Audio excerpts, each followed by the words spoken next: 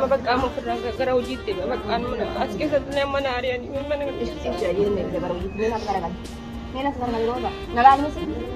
Rooza nalaalimi. bakka amma nameen hadhiis Bakka ayyee bakka ishii bakka hambooyi bakka. bakka viidiyoo sa'aataa Viidiyoo waan biraatiif waraabaan jiru bara viidiyoo haadhanidha. viidiyoo namni amma na argaa jedhi qaba. Namni wayiitu gosa erga hin jiru gosa viidiyoo. Viidiyoo wallaan waraabessa Ishii bakka hambooyi. bakka cufi kaasaa aadaa rabbii viidiyoo ati wanni waraabaa jirtuuf yuutuubii irra gadhiisu. YouTube irratti wayiitu gadi dhiisu. YouTube irratti waan kana gadhiisaa jiru.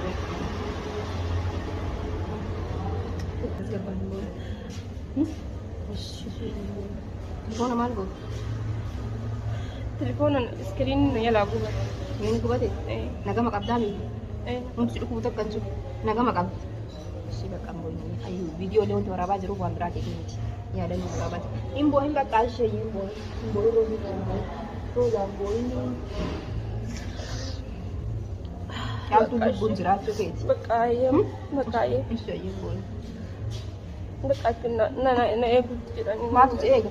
Namni hin jiru namni bira baay'ee hin jiru ijoolleen kuwwan galanii jiran bakka. Hojii deebi'uu jedhee yaraa argaa? Bakka. Ani akka achirraa deemee si'eessa dhufu. Ani eenyu akka achirraa deemee dhufu? Akka amma eessatti dhageetti akkam bade. Akka ati badde moo?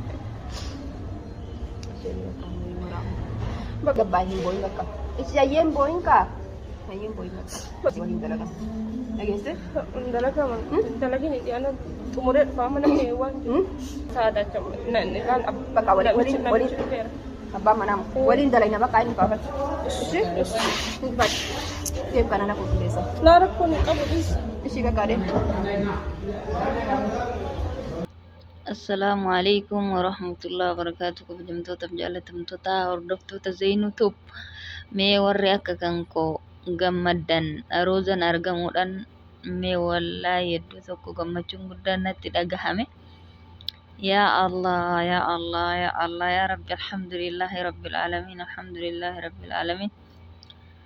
Yaa subhaanallah buleetti teena sa'aadadhaa rabbiin jazaa haa kafaluufi.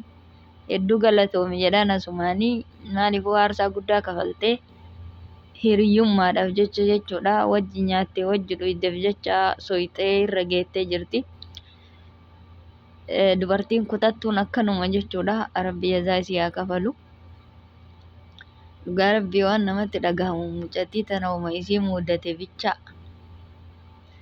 Bakka maaltu akka isii mudate namaaf hin galu jechuudha. Wallaahi fuula isiitirraa beeksisa gaddi guddaan jechuudha roozaa duraaniitii miti. Bakka maan hin beeku wallaahi subhaanallah bultillee ijaarattee dhugaa himimmaan qabachuu dadhabe. Bultillee ijaarattee obboleettiin teenya tuni bakka jireenya hin taane jireenya gadaddoo keessa maaliif akka jiraatte hin beekne maaliifuu yoo sanillee taate bultii sanillee itti dhiistee kophaa ofiitii lubbuu isiitiin jiraachuudha malee maatii ofii wajjin akkatti akka hin taane taatee biyyaa baatee kophaa isii osoo warri booyu osoo warri soqqee takka manatti mul'adhu jedheeniitiin akkatti halkanii guyyaa boo'u akkatti kophaa isii deemtee dalagaa soqattee seentee jechuun kun ulfaataadha. Obboleeyyan ta'e ulfaataadha kan warri quba hin qabne warra jalaa baddee warra akkasitti isii jaalatu san jechuudha maatii isii ka isii kabaju ka isii jaalatu dhugaa namatti dhagahama. Warri akka koo gadditaniitiin isin gaddisiisee laayikii sheer godhaatii du'aa'ii godhaaf obboleettiiti. Jiruu duniyaa xiqqishuu tanaafi dhugaa rabbii obboleettiin teenya tan akkatti rakkatti ani hedduu garaa na nyaatte roozanii jechuudha. Roozan nama nadda amalli isii amala gaariidha nagahummaa qabdii garuu rabbiin bultillee namaan jallisin obboleeyyanti. Mee namichi sun Ameerikaa ma jira? Mee obboleettii teenya tana wallaahi inni rakkisu malee rakkattu beeka. Osoo inni akka gaarii isii waliin gammachuu qabaate isillee gammachuu qabdi jechuudha. Garuu namoonni maatiin tokko tokko ta'a akkanaati ta'a akkasiiti jedhee isii tana badduu godhee isatti hima jechuudha. Sababa kanarraa kan ka'e inni illee san dhugoomsate isitti haluu bahe jechuudha natti fakkaata. Garuu subhaanallah rabbiin obboleettii teenya akka isii baasee nagahaanii maatii isiitiitti nu adeebisuu nu nagaa isii barbaanna.